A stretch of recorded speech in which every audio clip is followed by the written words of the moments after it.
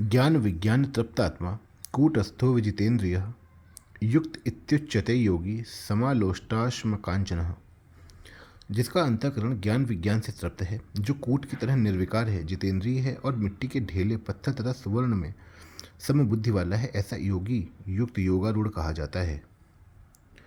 यहाँ कर्मयोग का प्रकरण है, अतः यहाँ कर्म करने की जानकारी का नाम ज्ञान है और कर्मों की सिद्धि असिद्धि में सम रहने का नाम विज्ञान है।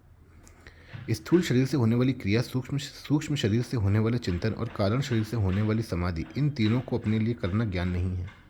कारण की क्रिया, चिंतन, समाधि आदि मात्र कर्मों का आरंभ और समाप्ति होती है तथा उन कर्मों से मिलने वाले फल का भी आदि और अंत है, परंतु स्वयं परमात्मा का अंश होने से नित्य रहता है। अतः अनित्य कर्म और फल से इस नित्य रहने वाले को क्या तृप्ति मिलेगी? जड़ के द्वारा चेतन को क्या तृप्ति मिलेगी? ऐसा ठीक अनुभव हो जाए कि कर्मों के द्वारा मेरे को कुछ भी नहीं मिल सकता, तो यह कर्मों को करने का ज्ञान है। ऐसा ज्ञान होने पर वह कर्मों की पूर्ति अपूर्ति और पदार्थों की प्राप्ति अप्राप्ति में सम रहेगा। यह विज्ञान है। इस ज्ञान और विज्ञान से वह स्वयं तृप्त हो जाता है, फिर उसके लिए करना, जानना और पाना कुछ भी बाकी नहीं रहता। कूटस्थः, कूट अहरन और एक लौह पिंड होता है जिस पर लोहा, सोना, चांदी आदि अनेक रूपों में गढ़े जाते हैं, पर वह एक रूप ही रहता है। ऐसे ही सिद्ध महापुरुष के सामने तरह तरह की परिस्थितियां आती हैं, पर वह कूट की तरह ज्यों का त्यों निर्विकार रहता है। विजितेंद्रिय, कर्मयोग के साधक को इंद्रियों पर विशेष ध्यान देना पड़ता है, क्योंकि कर्म करने में प्रवृत्ति होने के कारण उसके कहीं न कहीं राग द्वेष होने की पूरी संभावना रहती है। इसलिए गीता ने कहा है, सर्व कर्म फल त्यागम तथा कुरु यथात्मवान, अर्थात कर्म फल के त्याग में जितेंद्रियता मुख्य है। इस तरह साधन अवस्था में इंद्रियों पर विशेष ख्याल रखने वाला साधक सिद्ध अवस्था में स्वतः विजितेंद्रिय होता है। समालोष्टाश्म कांचन, लोष्ट नाम मिट्टी के ढेले का, अश्म नाम पत्थर का और कांचन नाम स्वर्ण का है।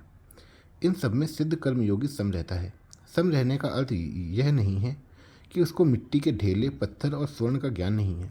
उसको यह ढेला है, यह पत्थर है, यह स्वर्ण है, ऐसा ज्ञान अच्छी तरह से होता है और उसका व्यवहार भी उसके अनुरूप जैसा होना चाहिए वैसा ही होता है। अर्थात वह स्वर्ण को तिजोरी में सुरक्षित रखता है और ढेले तथा पत्थर को बाहर ही पड़े रहने देता है। ऐसा होने पर भी स्वर्ण चला जाए, धन चला जाए तो उसके मन पर कोई असर नहीं पड़ता, और स्वर्ण मिल जाए तो भी उसके मन पर कोई असर नहीं पड़ता। अर्थात उनके आने जाने से, बनने बिगड़ने से उसको हर्ष शोक नहीं होते। यही उसका सम रहना है। उसके लिए जैसे पत्थर है वैसे ही सोना है, जैसे सोना है वैसे ही ढेला है, और जैसे ढेला है वैसे ही सोना है। अतः इनमें से कोई चला गया तो क्या, कोई बिगड़ गया तो क्या, इन बातों को लेकर उसके अंतःकरण में कोई विकार पैदा नहीं होता।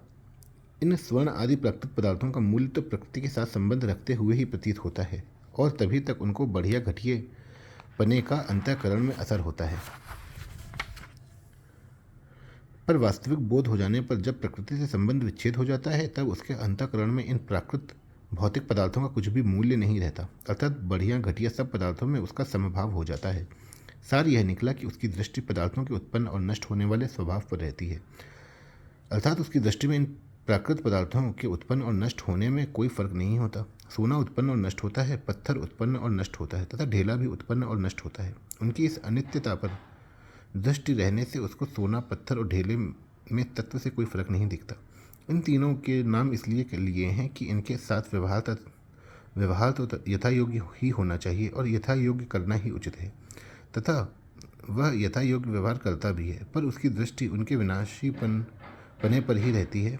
उनमें जो परमात्म तत्व एक समान परिपूर्ण है, उस परमात्म तत्व की स्वतः सिद्ध समता उसमें रहती है। युक्त इत्युच्यते योगी, ऐसा ज्ञान विज्ञान से तृप्त निर्विकार जितेंद्रिय और समबुद्धि वाला सिद्ध कर्मयोगी युक्त अर्थात योगारूढ़ समता में स्थित कहा जाता है।